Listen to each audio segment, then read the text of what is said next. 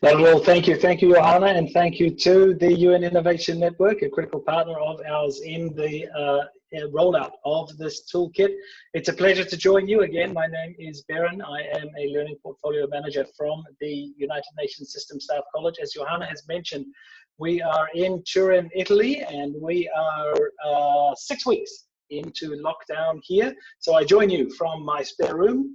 And my thoughts, of course, go out to everybody around the world who is dealing, that's my dog, who is dealing with this, with the COVID-19 issue.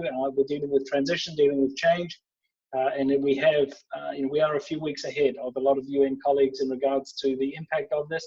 And so my thoughts go out to you as you do transition and you work to meet the needs of your stakeholders, meet the needs of your partners. It's exciting for us to introduce this toolkit. Particularly at this time, we feel that the tools included in here are very, very relevant for the UN itself, as Johanna has mentioned, designed with insight and with the UN in mind, designed from a UN perspective, incorporating UN case studies, and of course with the UN Innovation Network as well. So I'm going to go through today. This is me. My contact information is at the end of the session. Otherwise, Johanna has my contact information. Happy to engage around the toolkit as you see fit. One thing I am going to steal just a couple of seconds, or a couple of minutes perhaps, from this session is to introduce a training program that we at the United Nations System Staff College have put together. This is in relation to the times of uncertainty that we are facing with regards to COVID-19, and this is being made available free of charge to anybody within the UN. So you are able to follow this link, otherwise simply just search for Times of Uncertainty at UNSSC on the UNSSC website, and you will be able to take advantage of free asynchronous online modules. There is a learning pathway that has been developed examining UN leadership in times of uncertainty, focusing on an outline of the UN system leadership framework. How do we manage our emotions, particularly in times with stress, particularly when we are dealing with remote teams, for example. There are 2 modules on systems thinking that you are able to engage with. There is an introduction to change management and how we can work with transition. There is a session, a module at least, on building resilience to change. There is an introduction to innovation, and then there is a module on leading through communication. So all of these have been handpicked from what is called the UNSSC Blue Line Learning Portfolio, and handpicked and incorporated into this UN Leadership Times of Uncertainty free course, which is available to you and is provided by the UNSSC to all members of the UN community as we transition through these times for COVID-19. So again, if you have any questions on that, please do let me know. Otherwise, please just go to our website at unssc.org. Moving on to the toolkit, for those of you who are just joining us today, this is the address of the toolkit. The toolkit is freely available also to anybody, actually. There is a drop-down list at this register page. It is available also for partners, for stakeholders, for people outside of the UN system as well. It has been developed by as a common good by the Chief Executive's Board. So please do feel free to engage around that, to look at that address and to go through the toolkit. As Johanna has indicated, developed by the UN for the UN, the case studies and the practices incorporated in the innovation toolkit, including one that we will be examining today, have been provided by entities within the UN, so that we are able to more easily work to contextualize, so that we have people speaking the same language around what is innovation, what can it mean within the United Nations, and of course the Innovation Network, Johanna and the Innovation Network, critical partners leading the development of this toolkit. And of course, as all of you will be aware, the UN Innovation Network is a key resource also for this, with a lot of case studies on their website. So I would encourage you to visit there. You'll see a number of logos here from people, from agencies that had contributed to the development of the toolkit. And today's today's tool that we'll be examining features a case study from UN Women. The toolkit, for those of you who have not undertaken it, and for those of you who are here for the third week, you'll be getting very sick of me saying this, but it does feature a diagnostic tool, which is 27 questions, which examine from a team, unit, or organization perspective your readiness to innovate. One of the great elements of the toolkit is that this retains the feedback from your first use of the diagnostic tool and subsequent uses, so that you are able to analyze the strengths and weaknesses that are presented to you and design and undertake interventions using some of the tools, having conversations around this, particularly with partners, and then coming back, undertaking the diagnostic again and analyzing what impact that has had. So a chance for you to utilize the tool, not just for the toolkit, not just for access to tools, but also for access to this diagnostic, this baseline that this provides, so that you are able to work on implementing change, implementing innovation in your own context, within your own scope and sphere. The tools have been developed, as Johanna has mentioned, around these modules. So we have 5 modules: strategy, partnerships, architecture, culture, and evaluation. Last week I covered strategy, and one of the key tools out of the strategy module that is available from the UNIN website. Today we will be looking at partnerships. Now, critical obviously for innovation, and particularly when we consider partnerships from a UN context, it is important that innovation it is important that partnerships are considered. When we think about the UN context as well, in regards to the SDGs and Agenda 2030, a massive amount of the focus is on how can we work better across silos, how can we work better with external partners, with internal partners, how can we avoid reinventing the wheel, how can we work to be more effective and more efficient, so that we can work towards identifying ways to have collective impact, so that we can identify and advance mutual goals. We can identify and complement strengths and weaknesses, sharing risks, obviously very, very important when we're talking about some very risk-averse pockets within the United Nations, and then also obviously working with partners to identify new opportunities and new capabilities which we can share. This is these are the tools outlined in the toolkit. I'm just going to switch over to the toolkit itself. You will recall that once we have logged into the toolkit, you have the opportunity of taking the innovation diagnostic by clicking here. Otherwise, you can click the tools button here. I'm going to do that. We would recommend that you undertake the diagnostic. However, I'm just going to click here, and we can see that the modules are outlined. This is strategy. You'll recall from last week that we went in depth around this tool, the Innovation Planner. This week, we'll be examining this module with regards to partnerships, and these are the tools that are incorporated here. Coming back to the presentation, we are going to be examining this tool, define a value proposition. Now, the reason behind that is simply because this is the most recommended tool by the diagnostic in the partnerships module. So this is the tool that has been identified by the diagnostic algorithm as being most relevant for the people who have undertaken the diagnostic to date. So we figured it would be useful to go into detail around this and understand why that might be. If we have a look at the way the toolkit is structured, and there was a question during last week's session related to this, but if we have a look at the recommendations within the tool, we can see that while we have elected to examine this define a value proposition, within the tool is also recommendations to link to other tools, so that you are able to increase awareness, increase engagement, increase recognition, both for yourself, but for your teams, your partners, for your units, for example, as to the linkages and the practices and processes that are required to effectively innovate. So the recommended tools that come up through this define a value proposition tool are to undertake an ecosystem analysis, so you can better understand what is within your ecosystem, what opportunities and challenges lie within there, so that you have a better idea of your own strengths and weaknesses, but also so that you have a better idea of what is required from partners that you are seeking and what you can offer partners that you are seeking.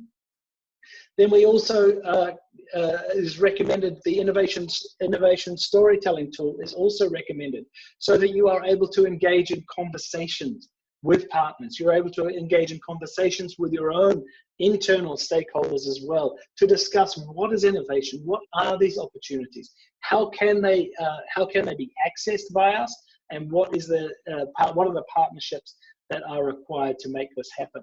Then also the tool which comes from the evaluation module on life cycle analysis, so that we are better able to understand what is this innovation that we are proposing, what is this story that we are proposing, and how can we, from the design phase, build in scalability, build in sustainability to that tool. So while coming back to the question that was posed last week, there is no need for you to undertake all of these tools, to engage with all of these tools at the same time.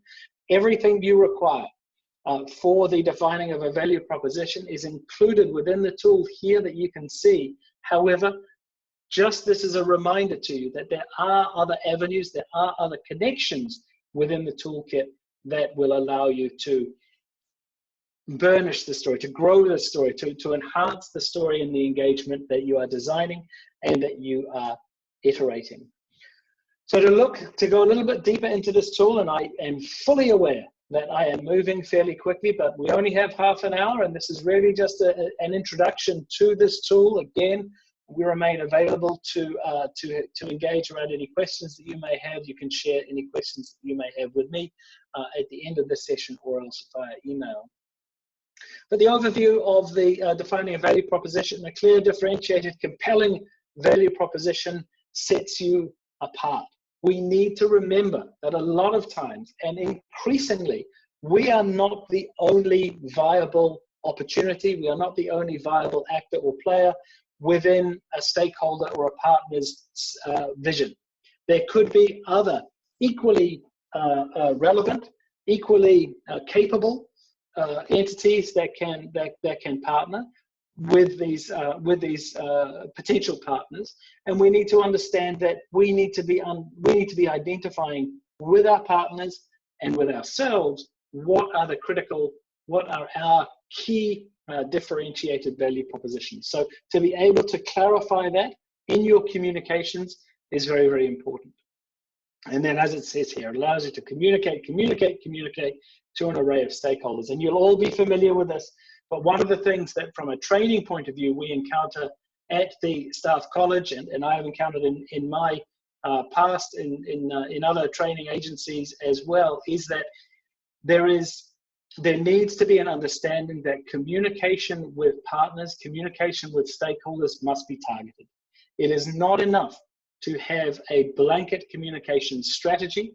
We need to be understanding, related to our value proposition, what is going to be the hook that is going to be most relevant for potential partners and potential stakeholders.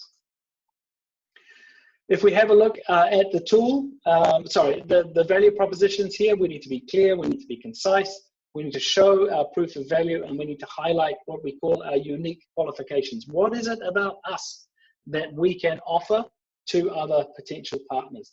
And what I want to really stress here is that these tools provide, and perhaps one of the key elements that the tools provide, the key opportunities that the tools provide, is for you to have conversations with your teams and with your units and with your stakeholders, so that you are able to identify all of these elements, identify what is it that we have, that we can offer, that we can bring, that will make our potential partners engage with us. The tool is split into these 4 sections. The first one is to define your goals and your unique value. The second is to create what we call a partner portrait. So to analyze, what does our ideal partner look like, and what do we look like to them? To develop a meaningful, targeted value proposition, and then of course to communicate your value proposition to specific audiences, understanding what it is that they require and tailoring that communication to that. Step 1 Define your partnership goals and your unique value. Within the toolkit, within this discussion around partnerships, there are two types of partnerships which are identified. The first one is needs-based and strategic. So you understand the needs that you have, you understand the needs that the potential partner has, and you can work on identifying how you can strategically align. The second element is a little more loose. It's exploratory partnerships. So working to engage with them, communicate with these potential partners as a process of identifying needs. And there are two subtle different approaches which are incorporated into this tool and into the worksheet that comes with this tool that will allow you to work on those two goals, those two approaches. The first, again, step one, defining your partnership goals and your unique value.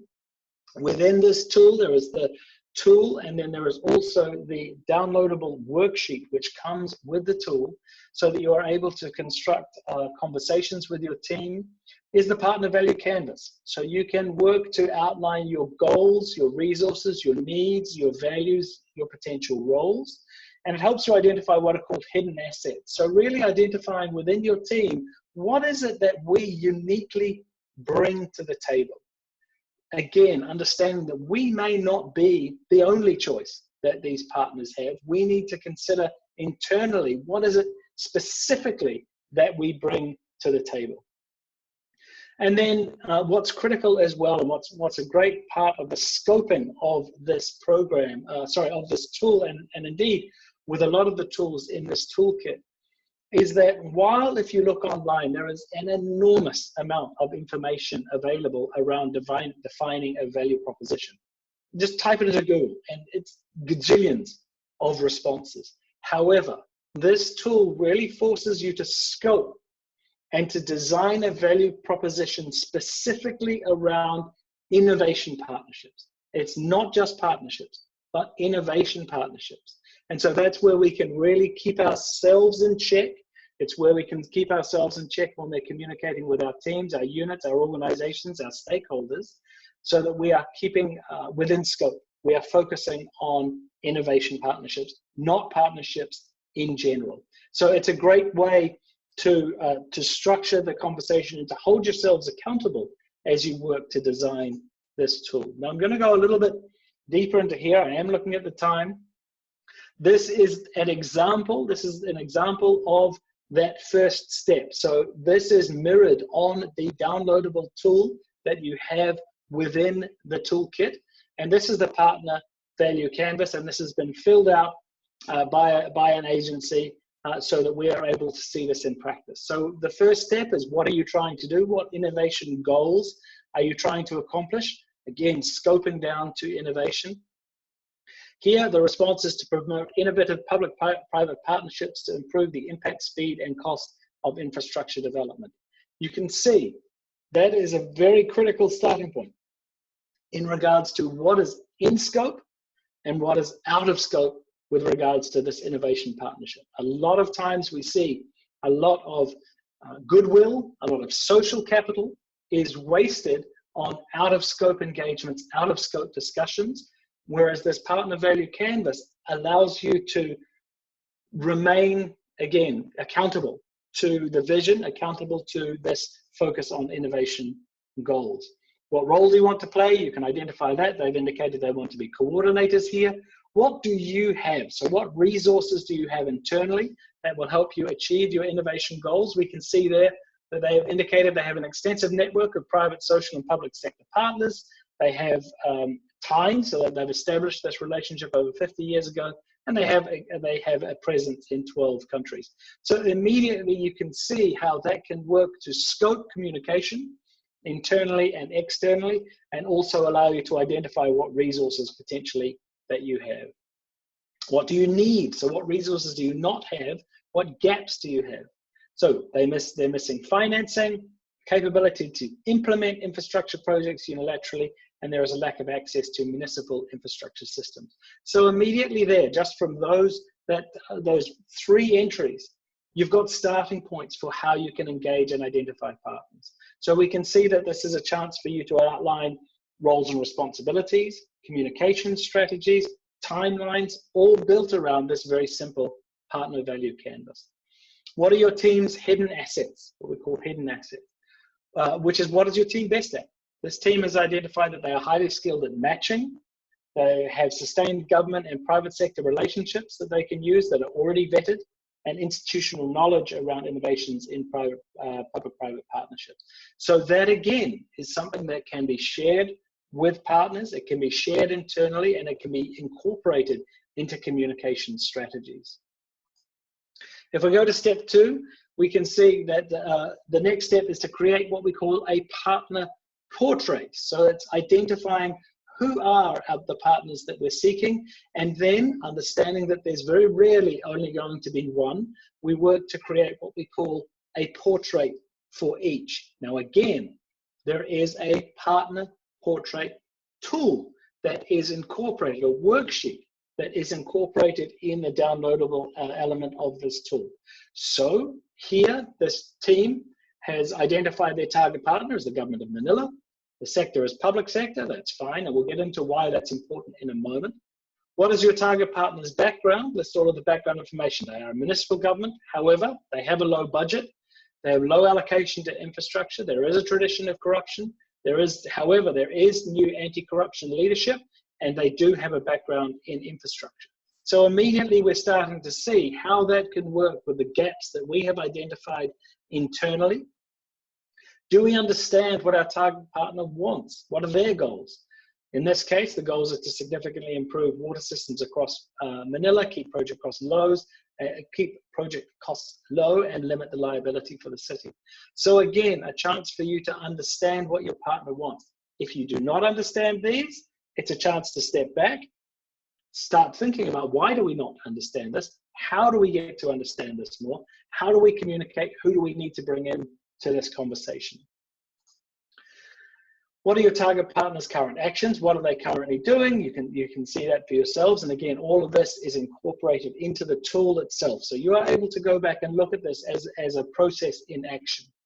And then we're thinking about what are our target partner's values? So what is driving their decision-making process? They're focused on efficiency. They're extremely risk-averse. They're extremely detail-oriented. They believe strongly in reputation, and they believe strongly in the importance of investing in infrastructure. And immediately, just from this value element, you are able to identify entry points for discussions in regards to communication strategies. Who do we target? What are the key words that we're targeting? What information, statistics, data, and baselines do we need to incorporate into our communications with this partner so that we are able to better show that we are the partner of choice in this development, in this process. Step 3, once you have undertaken that and you're armed with both of those elements that you have just undertaken, looking internally, but also creating a portrait of your potential partner, is to develop your meaningful targeted value proposition.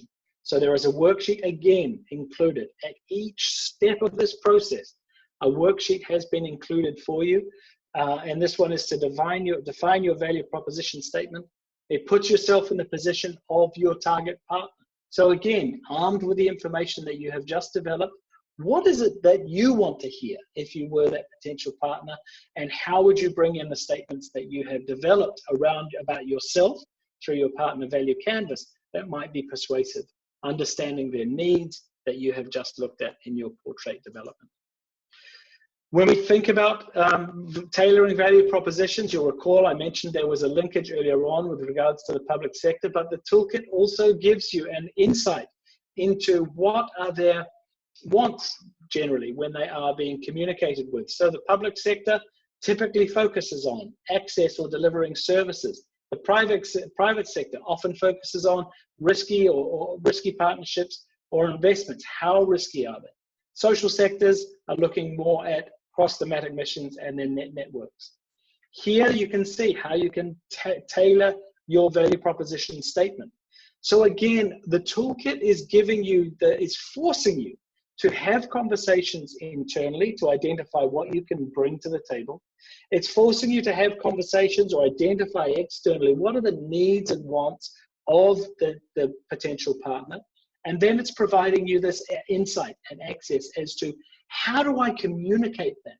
How do I understand specifically what is going to clinch my argument, because the conversation, the communication that you are going to undertake when you are communicating with potential partners from the public sector is going to be very, very different from that when you're communicating to the private sector. And I think we all know that, but oftentimes it's too easy for us simply to blame time or anything like that, to say, well, there's not enough time to develop these specific communications. In fact, this is forcing you to do that. It is a critical part of the process. You can see here the main features. This is where this brings it all together in the toolkit that you have, in the worksheet that you have through this tool. So the partner value canvas that you have identified here is, what do we bring to the table? Your partner portrait that you have identified as, well, who are we looking to partner with? What are their needs? What is their background? And then you are forced to bring these together so that you are able to link what you can bring versus what you imagine they want, and bring it towards a structured, scoped, clear, short statement. And this is critical as well when we think about communications. Oftentimes, we understand that people are busy, but the communications that we're sending them are 5, 10, 15, 20 pages, or enormous emails that aren't structured, what have you.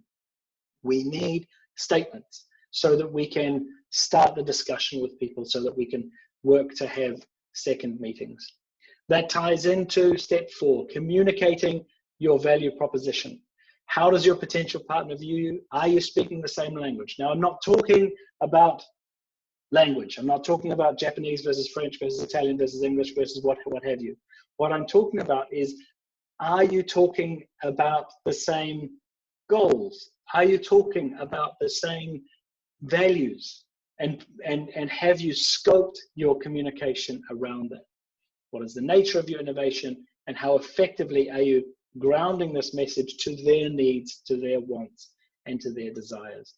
The case study for this is a great case study developed by UN Women on the Global Innovation Coalition for Change, and I would recommend that you examine that as a process so that you are able to kind of unpack that against the tool, and there are communications options within the toolkit itself. This is the email for innovation@unssc.org if you wish to get in touch with me. Again, the toolkit is at un-innovation.tools/register.